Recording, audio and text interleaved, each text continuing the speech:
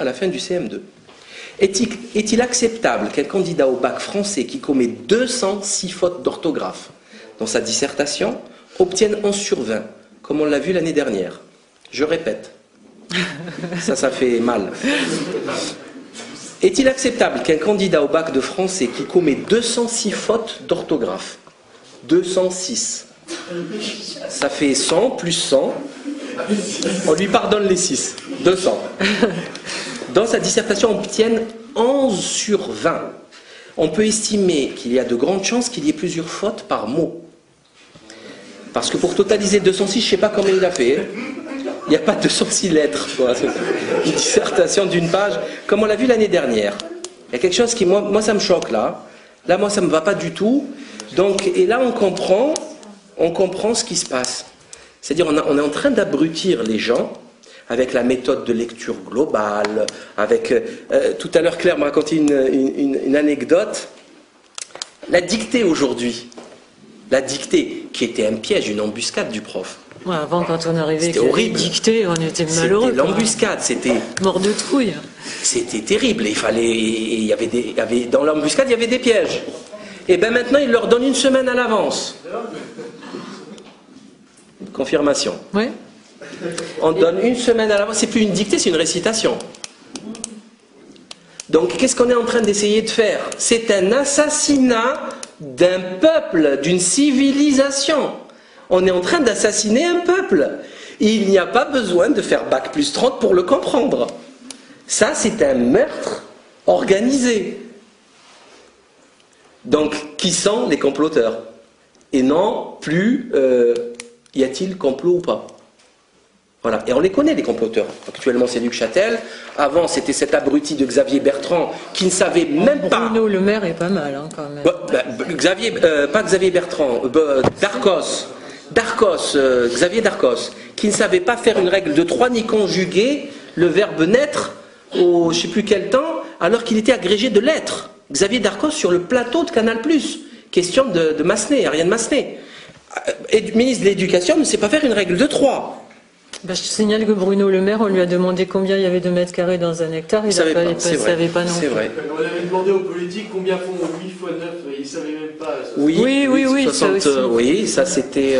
Hamon, Non, pas Benoît Hamon. Bruno Le Maire, ministre de l'Agriculture, ne sait pas combien fait un hectare de stade de foot. Tout le monde sait ça, hein. C'est pas...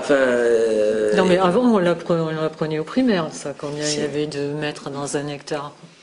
Donc, en fait, il y a tout qui ça devient normal, en fait, tout ce qui se passe. On a des imbéciles au pouvoir, mais vraiment des incompétents. D'ailleurs, Emmanuel Todd disait sur France Inter, il y a 2-3 jours, je ne sais pas si c'est du mépris ou ce sont juste des imbéciles. Je crois que c'est la deuxième possibilité.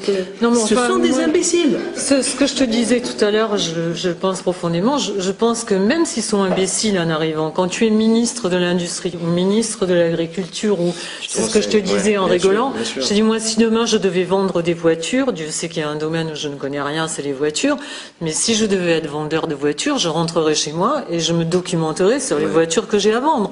Donc le mec qui est ministre, qui est payé je ne sais combien par mois, il peut prendre le temps de s'informer pour pas nous dire des conneries, non? Sauf qu'on ne leur demande pas. Ça aussi, c'est très français. Il n'y a pas la culture du résultat chez nous. En fait, si on doit faire maintenant, si on doit parler, bon, parlons bien. On est des matérialistes, des modernistes, des progressistes, issus des Lumières, des cartésiens, des positivistes. C'est ça qu'on nous rabâche tout le temps, tout le temps.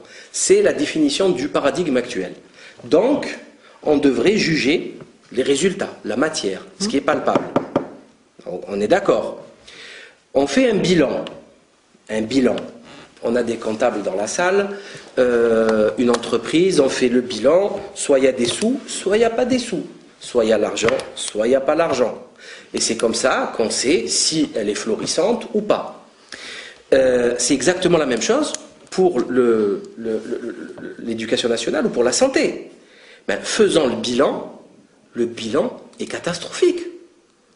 Oui, mais donc, ils ne vont pas se virer entre eux puisqu'ils l'ont voulu.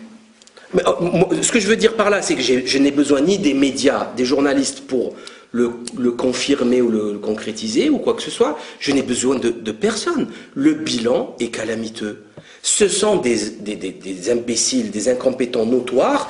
Regardons les chaises de Xavier Bertrand. Combien de postes il a eu en si peu de temps? Il est aussi bien compétent en santé, au travail, mais il y a 48 postes il a fait en... Mais c'est le bon Dieu, ce type. C'est pas possible. Oui, il a des compétences dans l'industrie. Je pense qu'il faut arrêter de voir les choses par notre bout de la lorgnette. De notre côté, ce sont des incompétents. Pour le système qui défend, c'est un grand mec. C'est lui qui a fait passer... Il a autorisé la vaccination du HB avant l'AMM. Et il a autorisé le remboursement de la Sécu avant l'AMM. Le Mediator, quand il y a eu des doutes, il a dit « je maintiens le remboursement du Mediator à 65%. » Tu trouves que c'est pas une flèche, toi? Oui, pour nous, non, mais pour eux, oui. Pour moi, si tu veux mon avis, c'est un petit voyou. C'est un petit voyou, je le maintiens, et c'est un type qui devrait être en prison aujourd'hui. Et si, en l'attaquant en justice, je pense qu'il y a des très grandes chances qu'on puisse le mettre en prison. Sans difficulté. En 2006, il était ministre de la Santé, il a eu des rapports extrêmement graves sur le Mediator, il a maintenu.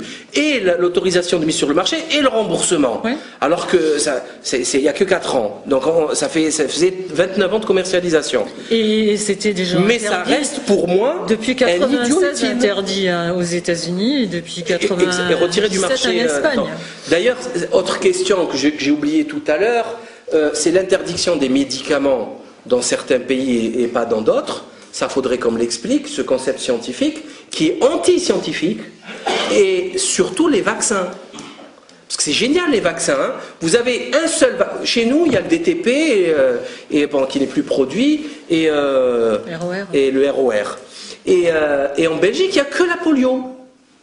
Pourquoi?